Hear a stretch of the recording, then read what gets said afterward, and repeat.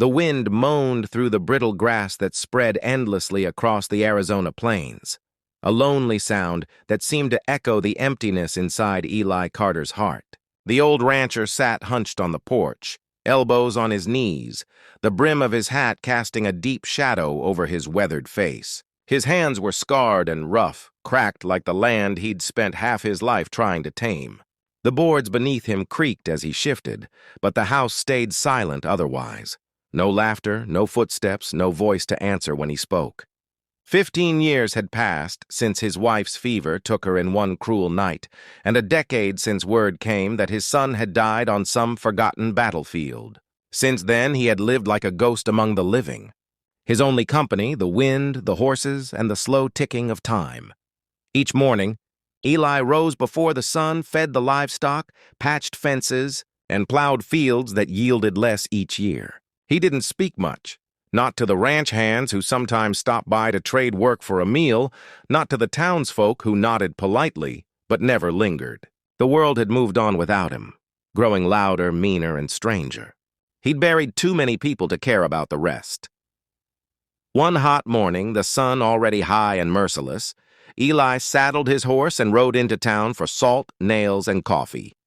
The dusty street was busier than usual, wagons loaded with goods, miners with their faces blackened by soot, women clutching parasols, and a handful of soldiers fresh from patrol.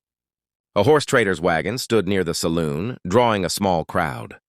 Eli wouldn't have paid attention if not for the sharp crack of a whip and the murmur that followed. "Got the last of 'em here?" a man's rough voice shouted. Last Apache woman left from the southern raids. Strong one too, though she don't talk much. Eli stopped, his horse stamping nervously. His gaze drifted to the wagon. Inside, chained by the wrists, sat a woman. Her dark hair hung in tangled strands over her face, her skin burned from the sun, and her clothes, rags really, clung to her thin frame. Her eyes, though, were alive. Angry, defiant, unbroken, the crowd murmured. Some men laughed, others spat. "Savage," one said. "Ought to ship her east. Let folks see what's left of the redskins."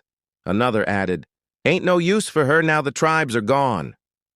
Eli felt a cold weight in his chest. He'd fought against her people once, long ago when he was young, proud, and stupid enough to think the world was simple. He remembered the raids, the blood, the cries of women and children. The army had called it justice. But standing there, watching this woman chained and humiliated, it didn't feel like justice anymore.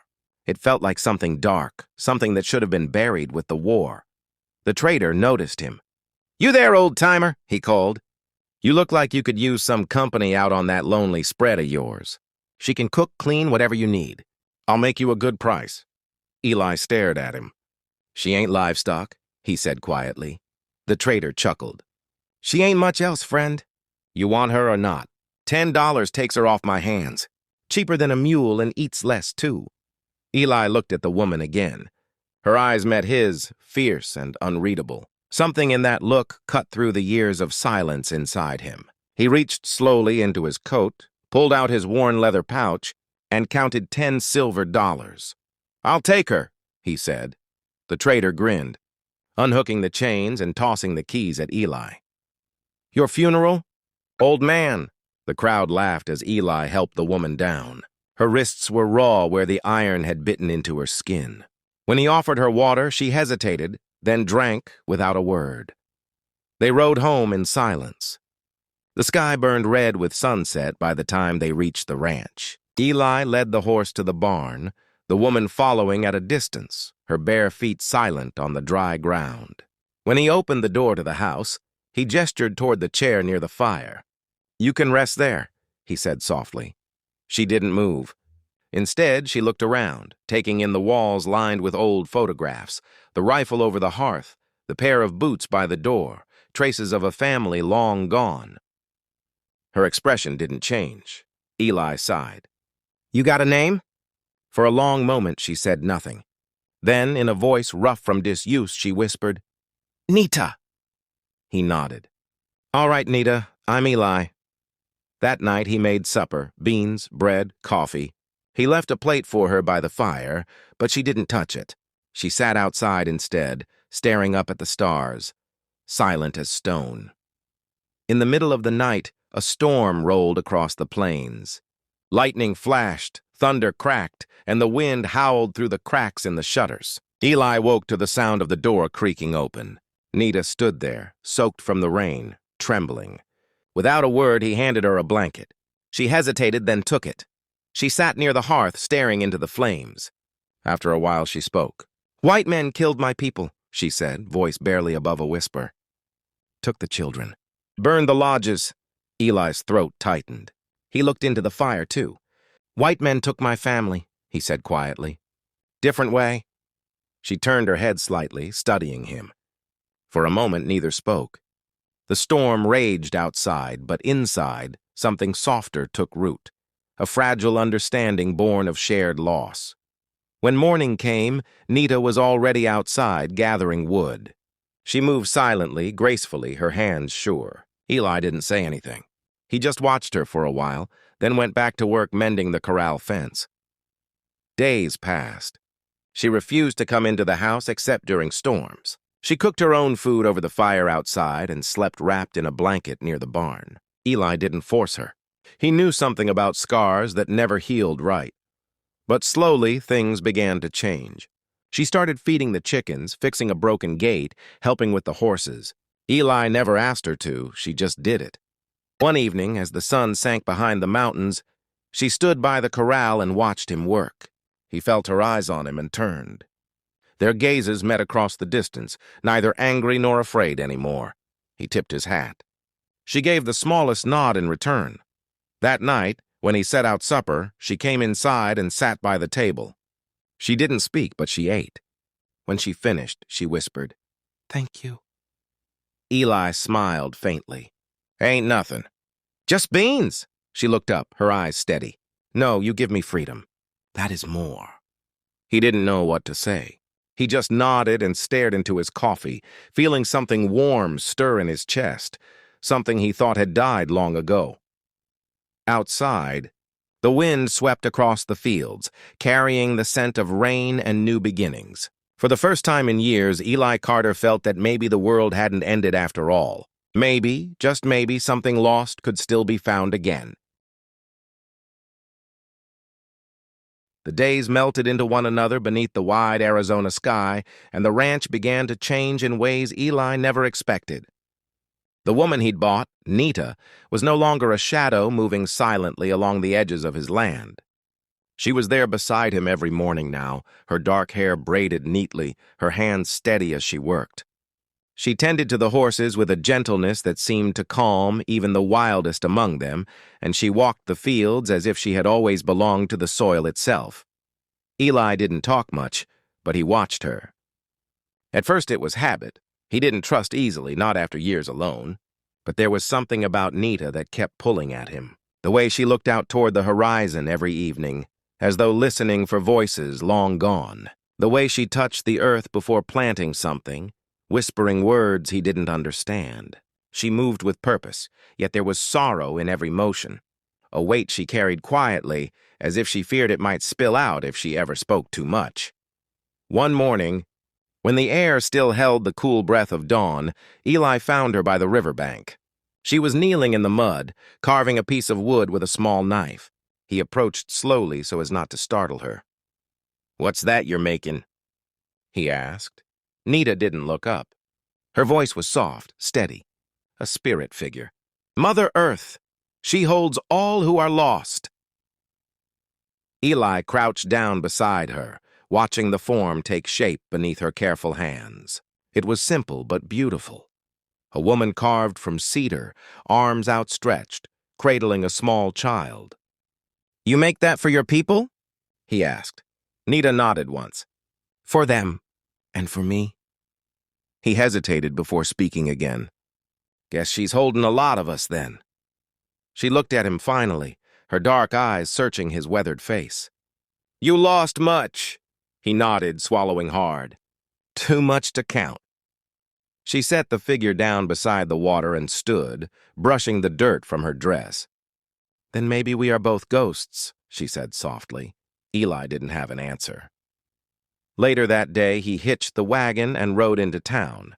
It had been months since his last visit, and he needed supplies, seed, flour, and something else he couldn't quite name.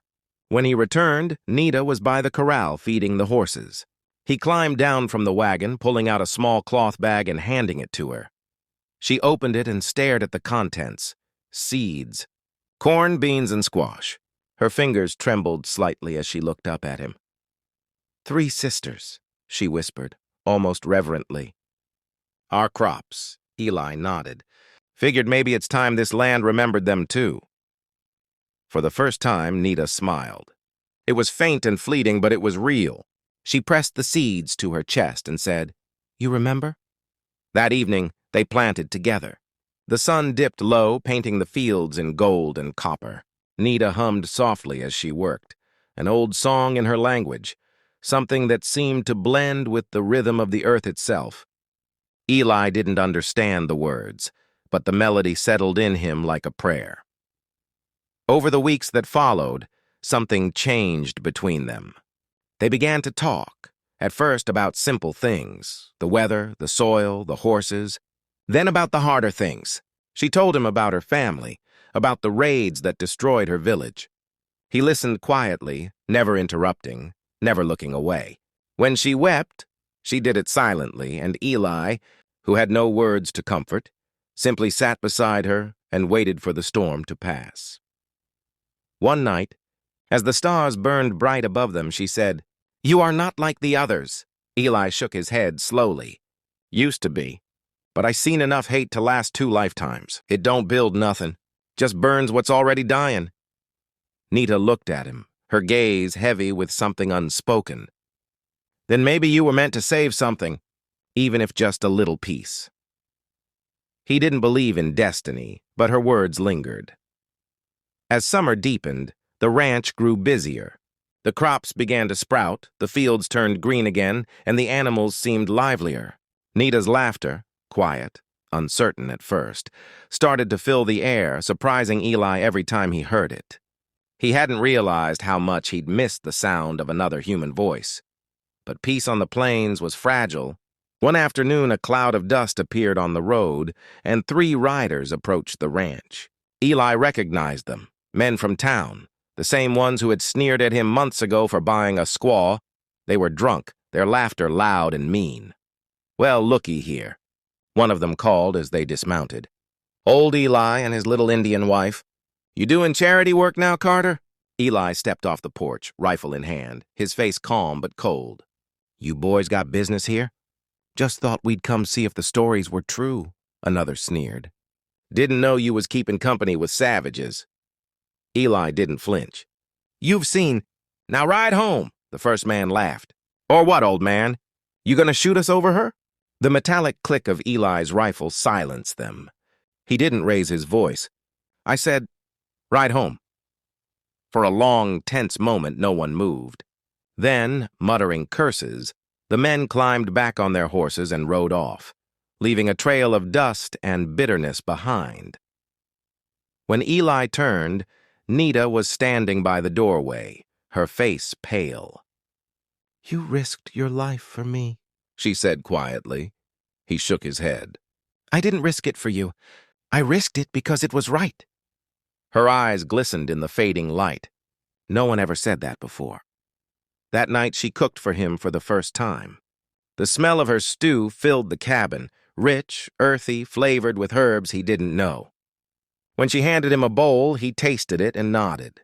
"Best I've had in years." Nita smiled faintly. "You are welcome." They ate together in silence, the firelight flickering across their faces. When she rose to leave, Eli said softly, "Nita, this ranch, it ain't just mine anymore." She turned slowly, her eyes searching his. "Then it is home," she said. From that night on, they worked together as equals. They shared the land, the labor, and the quiet companionship that neither had known they needed. Some nights they sat outside by the river, listening to the frogs and the rustle of wind through the grass. Sometimes she sang, and sometimes he told her stories about his wife and son. Each story hurt to tell, but somehow speaking them aloud made them lighter. The ranch flourished as the months passed. Wildflowers bloomed where only dust had been. The three sisters grew tall and strong, their green leaves shimmering under the sun. It was as if the land itself had started to heal alongside them. But it wasn't just the ranch that changed. Eli did too.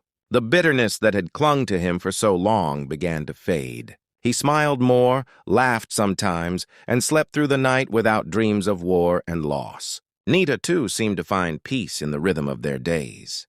She began teaching him her language, simple words at first: water, sky, heart. He practiced them awkwardly, making her laugh when he mispronounced something.